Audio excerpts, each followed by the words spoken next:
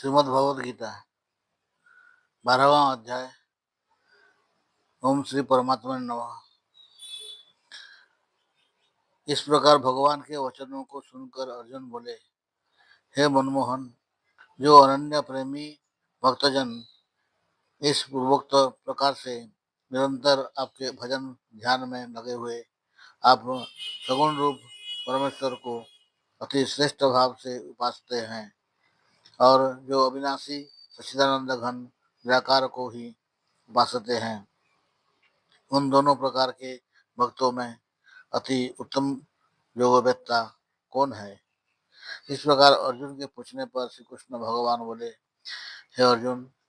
मेरे में मन को एकाग्र करके निरंतर मेरे भजन ध्यान में लगे हुए जो भक्तजन अतिशय श्रेष्ठ श्रद्धा से युक्त हुए मुझ सगुण रूप परमेश्वर को भजते हैं, वे मेरे को योगियों में भी अति उत्तम योगी मान्य है। अर्थात उनको मैं अति श्रेष्ठ मानता हूँ। और जो पुरुष इंद्रियों के समुदाय को अच्छी प्रकार बस में करके मन बुद्धि से परे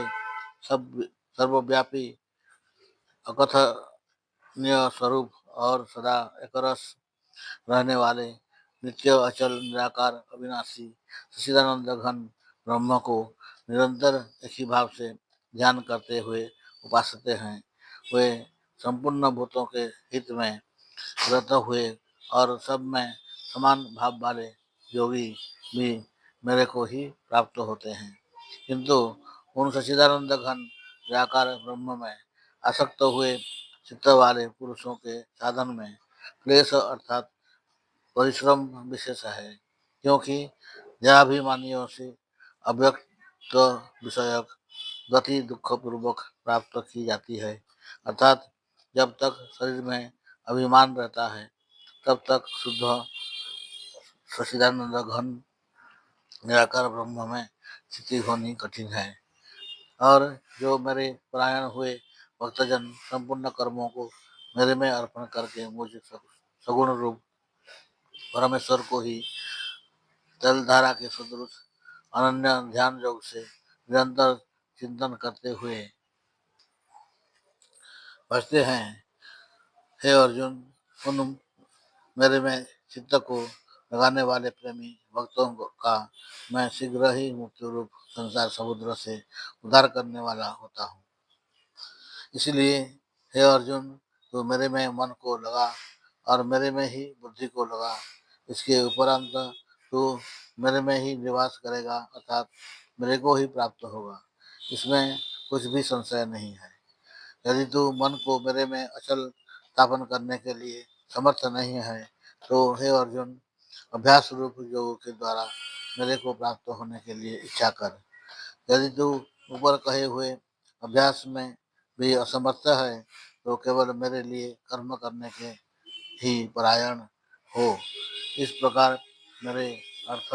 कर्मों को करता हुआ भी मेरी प्राप्ति रूप सिद्धि को ही प्राप्त होगा। और यदि इसको भी करने के लिए असमर्थ है तो जीते हुए मन वाला और मेरी प्राप्ति रूप योग के कारण व सब कर्मों के फल का मेरे लिए त्याग कर, क्योंकि मर्म को न जानकर किए हुए अभ्यास से परोक्ष ज्ञान श्रेष्ठ है और परोक्ष ज्ञान से परमेश्वर के स्वरूप का ध्यान श्रेष्ठ है तथा ध्यान से भी सब कर्मों के फल का मेरे लिए त्याग करना श्रेष्ठ है और त्याग से तत्काल ही परम शांति होती है। इस प्रकार शांति को प्राप्त हुआ जो पुरुष सब भूतों में द्वेष भाव से रहित एवं स्वार्थ रहित सबका प्रेमी और हेतु रहित दयालु है तथा ममता से रहित एवं अहंकार से रहित सुख दुखों की प्राप्ति में सम और क्षमावान है, अर्थात अपराध करने वाले को भी अभय देने वाला है। तथा जो ध्यान योग में युक्त हुआ निरंतर लाभ हानि में संतुष्ट है तथा मन और इंद्रियों सहित शरीर को वश में किए हुए मेरे में दृढ़ निश्चय वाला है, वह मेरे में अर्पण किए हुए मन बुद्धि वाला मेरा भक्त मेरे को प्रिय है। जिससे कोई भी जीव उद्देक को प्राप्त नहीं होता है और जो स्वयं भी किसी जीव से उद्देक को प्राप्त नहीं होता है तथा जो हर्ष अमर्ष भय और उद्वेग आदि को से रहित है वह भक्त मेरे को प्रिय है। जो पुरुष आकांक्षा से रहित तथा बाहर भीतर से शुद्ध और चतुर है अर्थात जिस काम के लिए आया था उसको पूरा कर चुका है एवं पक्षपात से रहित और दुखों से छुटा हुआ है वह सर्व आरंभों का त्यागी अर्थात मन वाणी और शरीर द्वारा प्रारब्ध से होने वाले संपूर्ण स्वाभाविक कर्मों में कर्तापन के अभिमान का त्यागी मेरा भक्त मेरे को प्रिय है। जो न कभी हर्षित होता है न द्वेष करता है न सोच करता है न कामना करता है तथा जो शुभ और अशुभ संपूर्ण कर्मों के फल का त्यागी है वह भक्ति युक्त पुरुष मेरे को प्रिय है। जो पुरुष शत्रु मित्र में और मान अपमान में सम है तथा सर्दी गर्मी और सुख दुख आदि दोनों में सम है और सब संसार में आसक्ति से रहित है तथा जो निंदा स्तुति को समान समझने वाला